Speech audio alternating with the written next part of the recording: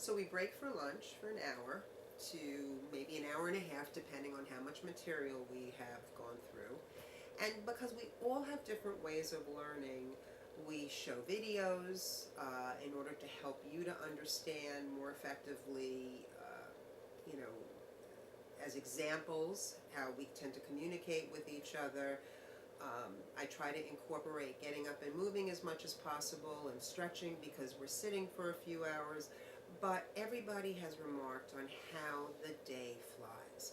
And when we're finally finished on Sunday, people don't want to leave. And that just makes me feel like I did what I was supposed to do, which was really help the couples and assist them in learning the communication process of Imago relationship therapy, in particular the intentional dialogue, and just the energy that Dawn and I bring into the space. I feel, as I said, very blessed.